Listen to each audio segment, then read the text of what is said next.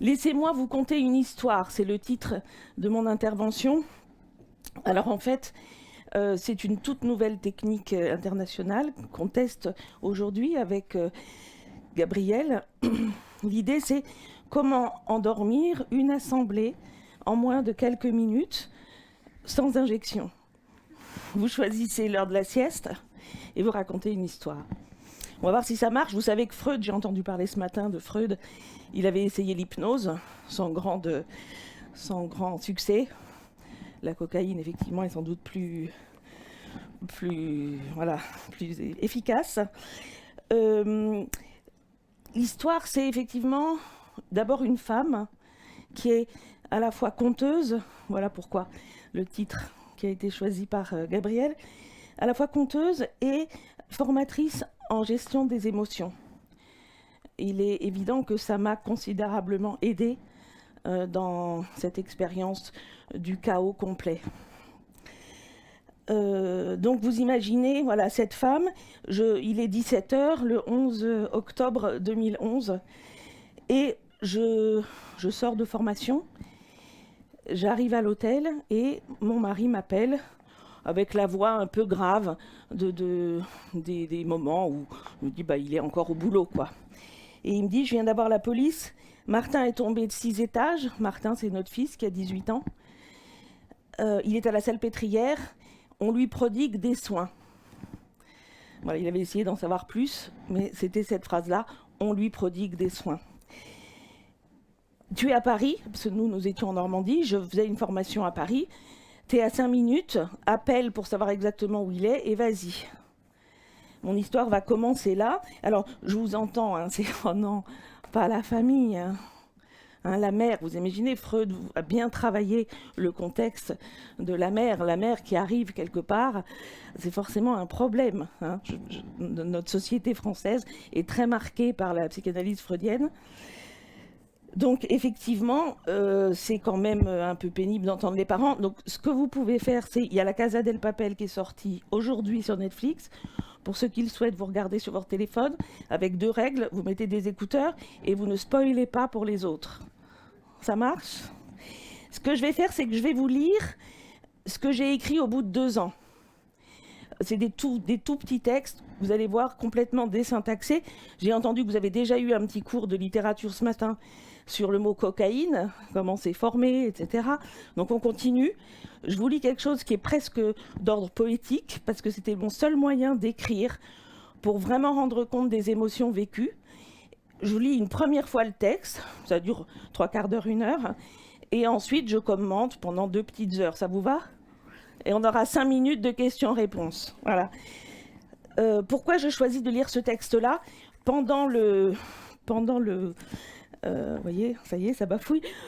Pendant le moment où Martin était dans le coma, un coma artificiel dans lequel il était plongé, le médecin réanimateur qui nous avait accueillis nous avait dit « c'est important d'écrire pour que Martin, à son réveil, puisse recoudre le temps ». De tout ce temps, on n'en connaissait pas la longueur à l'avance, qui va être pour lui un temps de blanc. Voilà, comment le remplir. Et nous avions choisi de mettre ça sur un blog, parce que notre famille et nos amis avaient besoin qu'on les appelle tous les jours, et pour nous c'était absolument insupportable de revivre la journée en redonnant des nouvelles, rabâcher la même chose. Ça nous prenait une énergie dont nous avions absolument besoin pour vivre l'événement auprès de notre fils.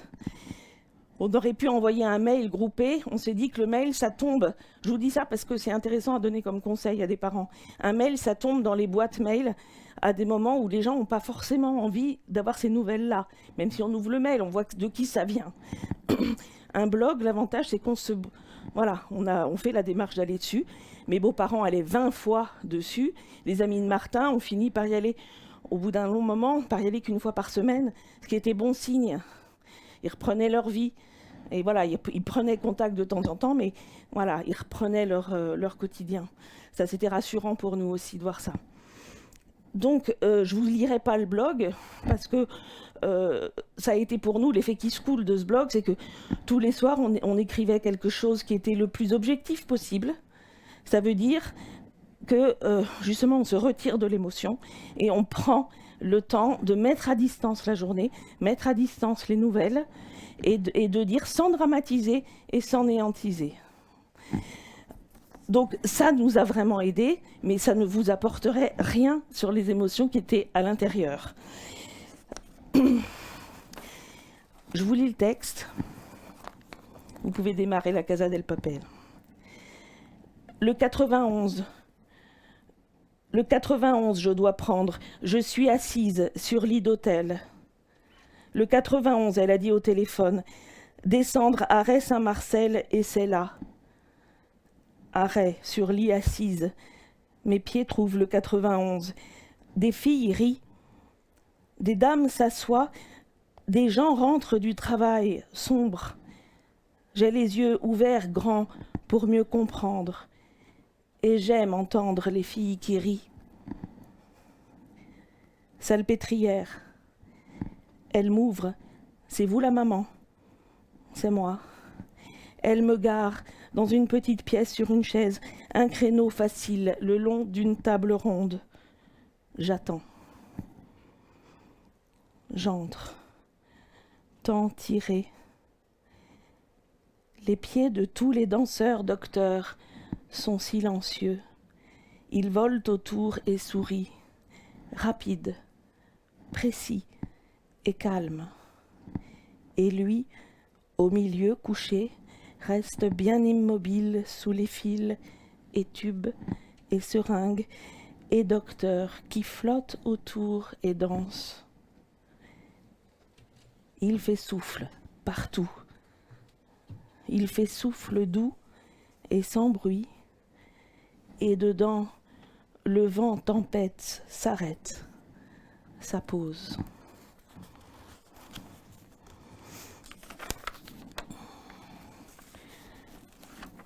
Crocs blancs sur sol plastique bleu. Les bips, ça bip. Mes oreilles à l'affût, il vit. Ça bip et je me dis, il bip. Sujet, verbe. Vas-y, docteur. Vas-y à dire il bip. Vas-y, dis-le. Docteur sourit, dit rien. Et schmouic, schmouic, les crocs sur plastique bleu sous ciel électrique. Les étoiles bip.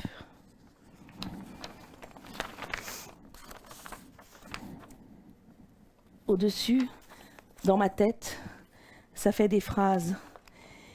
Et dedans, tout dedans, mots choqués tombent dans mes pieds. Rester debout. Rester, ça tient tout seul. Souffle est dedans, avec mes pieds. Souffle tient le tout du jeu évidé, écrié. Je suis vide. Sinon, la folie est marée haute. Laisse filer. Laisse passer. Reste souffle dedans, qui garde la lumière allumée. Occupé, il dit. C'est occupé. Autour, ça passe, ça parle. À côté de lui, je suis de la minute à vivre. Je vis chaque seconde du cadeau nouveau-né. 183 cm de bébé nouveau-nu, déformé. Et le sang de l'accouchement, l'hémorragie qui suit, qui saigne, encore qui saigne. Les poumons cherchent l'air aplati. Les poumons pas encore crient, pas tout à fait nés. Ce soir, juste dire oui, être complètement sa mère au pied du lit, pas triste de mort qui n'est pas peur de maladie, on ne sait pas, juste dire oui, il est là, et moi aussi.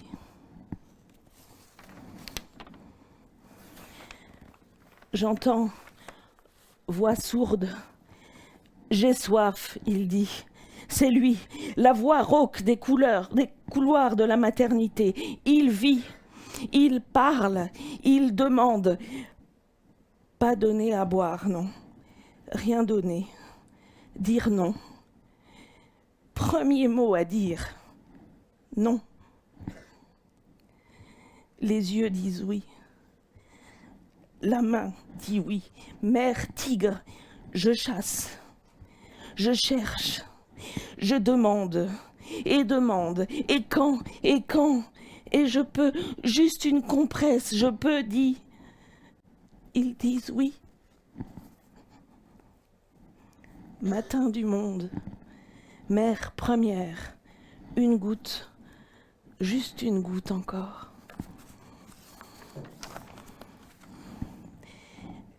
Et un docteur tout petit qui dit « il aura moins mal sans sa mère ». Tout petit docteur, tout petit, tais-toi s'il te plaît, tais-toi. Tout petit docteur, tout petit, pas docteur danseur.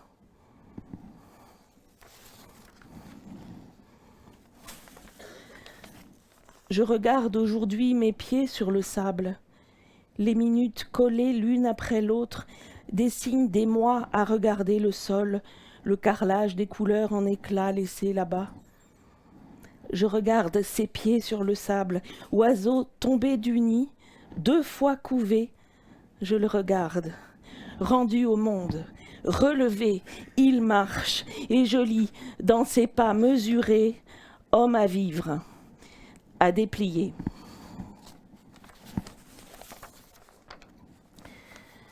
Voilà le texte que j'ai pu écrire 2 ans après, quand je me suis replongée dans les émotions.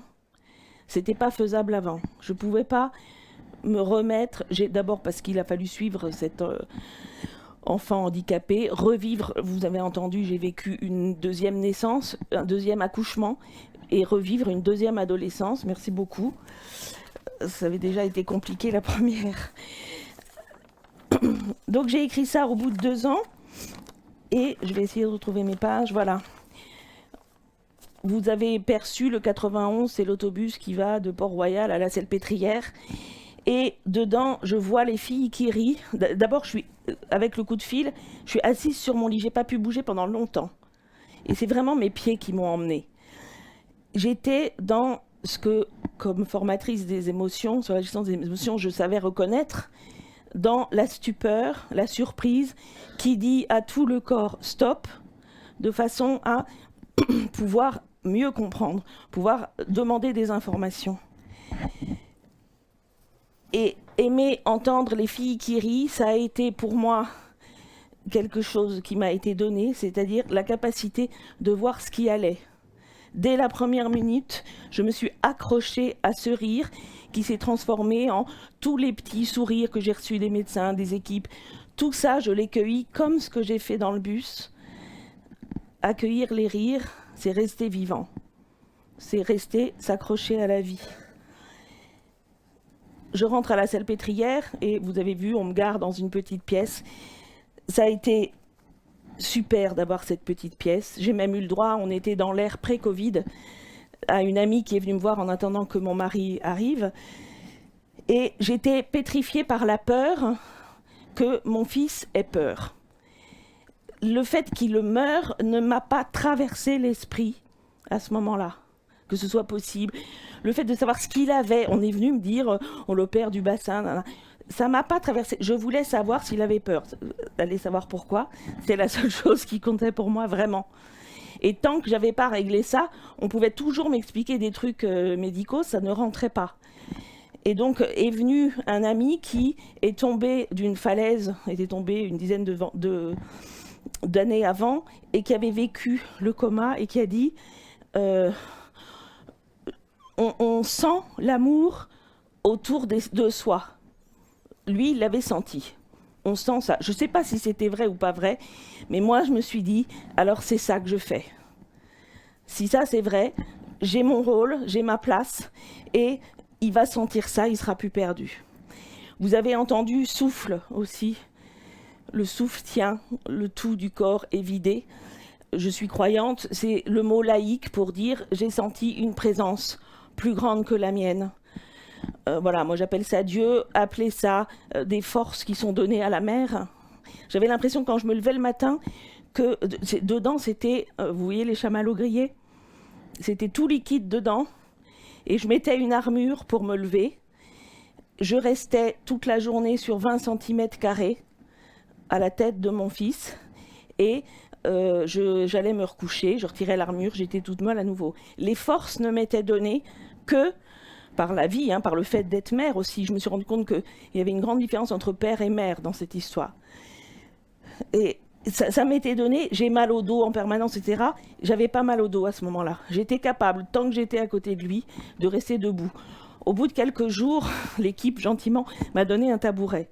Mais ils avaient fait déjà quelque chose d'exceptionnel. Au bout de quelques jours, ils se sont rendus compte que notre présence, à mon mari et moi, autour de Martin, était calme et bénéfique. Il avait 18 ans, il était à la salpêtrière. Il aurait, à 15 jours près, il aurait pu être à Necker aux enfants malades. Donc, ils ont dit il va avoir plus besoin de ses parents que les autres.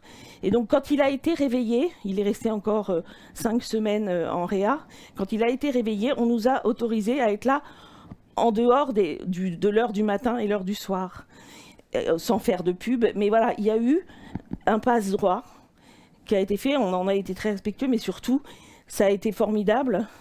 On nous a bien dit, attention, ça va être très long après, gardez vos forces. Mais là, ils ont vu que ça faisait du bien à Martin quand il était réveillé.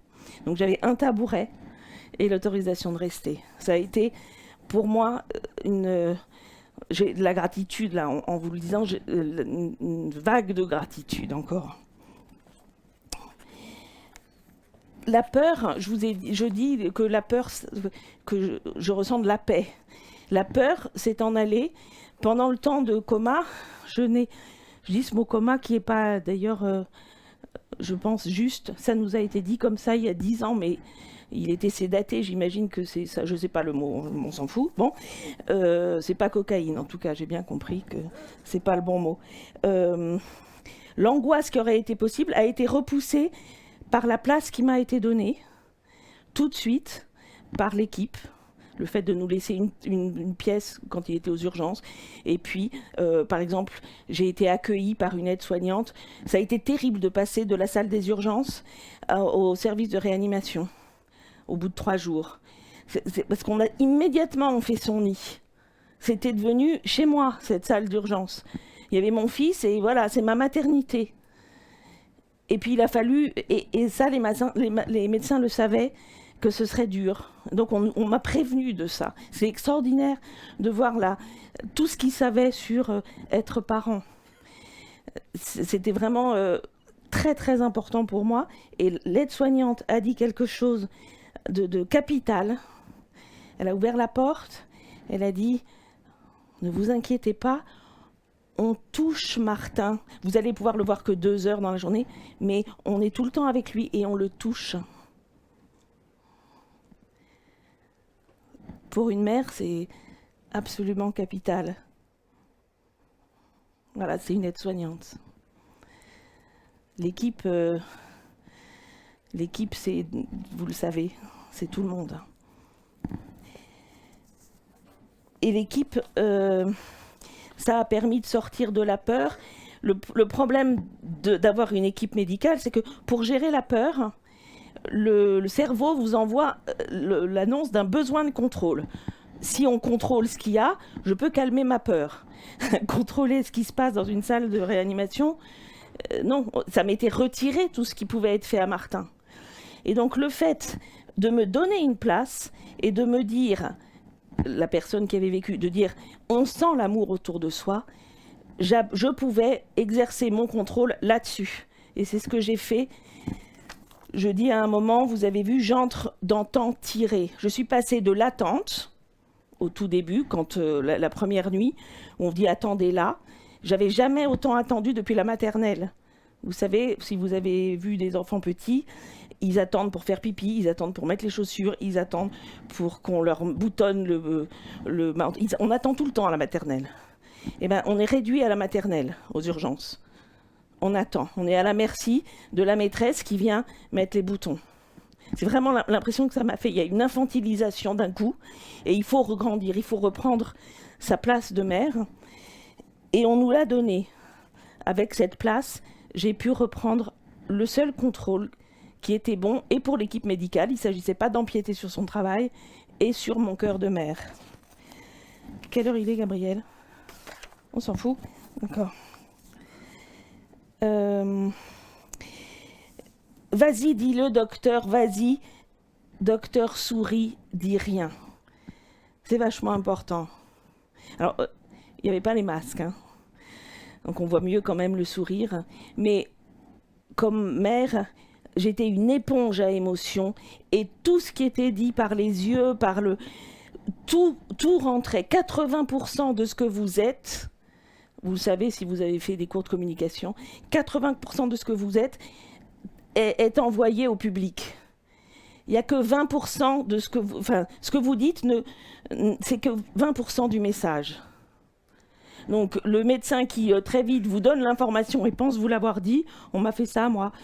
Quand j'ai eu une tumeur au cerveau, le radiologue, j'étais en train de remettre ma culotte et il m'a dit vite fait comme ça, vous avez ça, il y a 2 possibilités pour que ce soit un cancer. Ah d'accord. Il pensait que j'avais eu l'information là. Moi j'ai vu 80% d'un mec qui me regarde en culotte, remettre ma culotte et qui me dit des trucs, il était déjà en train de partir. C'est que ça moi que j'ai reçu. Et pourtant il avait fait très bien son boulot, il m'a donné les infos qu'il fallait que j'ai.